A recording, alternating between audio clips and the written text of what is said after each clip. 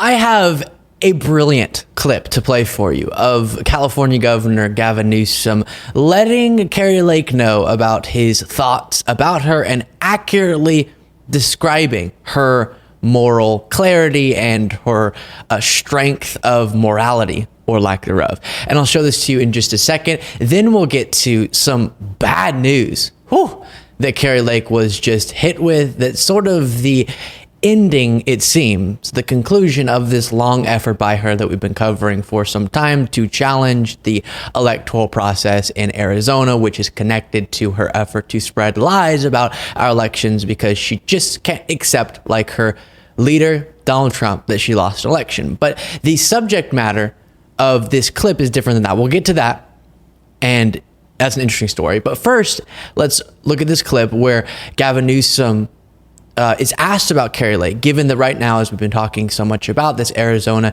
Supreme Court decision upheld this Civil War era law that's a near total abortion ban, and Republicans in the state of Arizona are refusing to repeal it and blocking efforts by Democrats to repeal this horrible law that will put so many lives in jeopardy and is stripping away the rights of women in Arizona. And Kari Lake, as she's running for Senate, is realizing people are outraged enough about the fact that these rights are being taken away in state after state, now in Arizona, that even she, MAGA Kari Lake, doesn't want to be seen as supportive of this law. And so she is desperately walking back her stance on this very law, which she previously, while she was running for governor, praised a bunch. Before it was upheld, when it seemed like if Roe v. Wade were overturned, then this would go into effect. And she was saying that would be a great thing. She stood by this. Then I covered in a past segment her flip-flopping and releasing the video where she's vaguely trying to say that she's not for it, but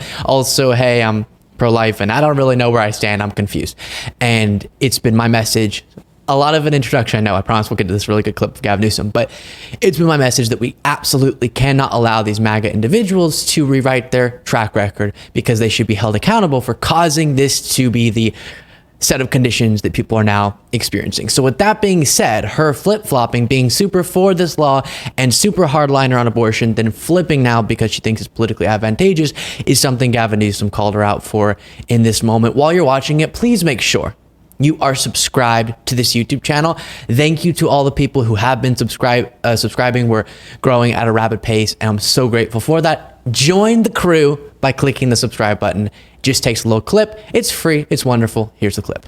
You know, another person who's kind of attempting to change, soften, shift, chameleon, whatever you want to call it, their stance is one of Arizona's more well-known Republicans, Senate candidate Kari Lake. I mean, she initially praised the state's abortion measure from 1864 as a great law, but now she says the state Supreme Court decision to revive it is out of step with the people of her state. She's been joking about people putting on Glocks. That's a separate but related issue.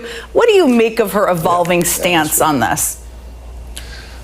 Person of remarkable character and conviction, with compelling moral authority, that puts her finger to the wind and moves with the prevailing winds. Please, her integrity has the form and substance, dare I say, you see the Golden Gate Bridge behind me, of fog. I don't take much of what she says at face value. I mean, she basically said last week that people, well, don't worry about any 1864 bans in Arizona. You can all go to California. You can all go to a neighboring state. We took that quite literally and quite seriously, but she can't be taken quite literally or respectively quite seriously. So absolutely brutal there from Gavin Newsom, but spot on. And now I want to bring in our legal expert, Aaron Parnish, to break down the legal story relating to Kari Lake, a big defeat that she's been hyping up for a super long time, that this was going to be where all of the wrongs are righted. And finally, the fact that elections are so unfair and anytime MAGA loses, it's so unfair, will be revealed at the Supreme Court. And then what happened, Aaron? So Kari Lake previously sued after losing the 2022 gubernatorial race, arguing that Arizona's electronic voting machines were essentially invalid and did not assure a, quote, fair and accurate vote in Arizona. This was all part of her efforts to kind of spread the big lie back in 2022 and 2023. Well, after losing multiple times already in lower courts in Arizona, she appealed to the United States Supreme Court. And today, in a devastating blow, the United States Supreme Court declined to consider her arguments and rejected her case. Now, this is pretty big. To get a case in front of the United States Supreme Court for oral argument or for consideration, 4 out of the 9 justices need to agree to hear the case.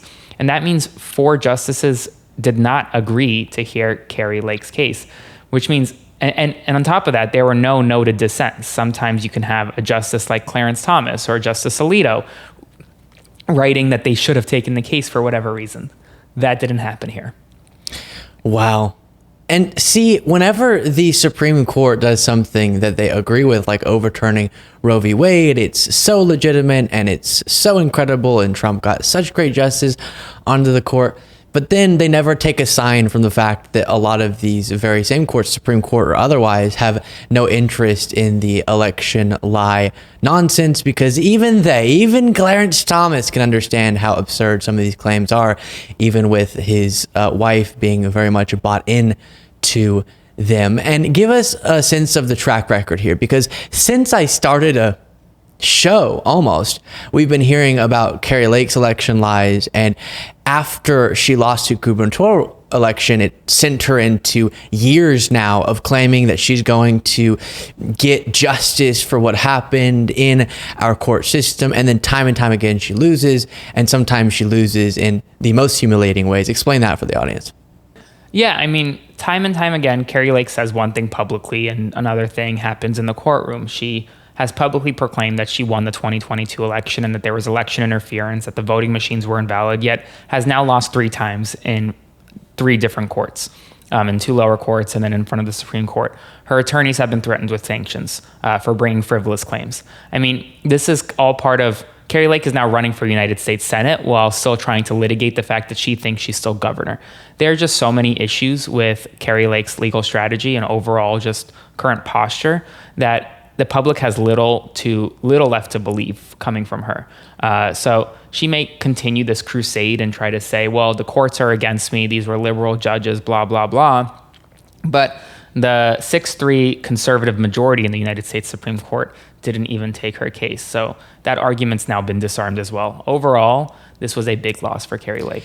And then I'll just add as a cherry on top that we recently discussed, Aaron, the fact that her lawyers decided to, I don't know if this is the exactly correct legal terminology, but essentially admit defeat, refuse to provide a defense in this defamation case brought against her by an Arizona election official.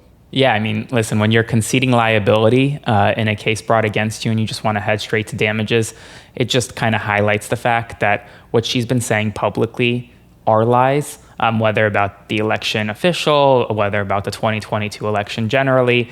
I mean, there is very little trust that the public should have in Kari Lake right now. Absolutely. And Aaron, where can people find you?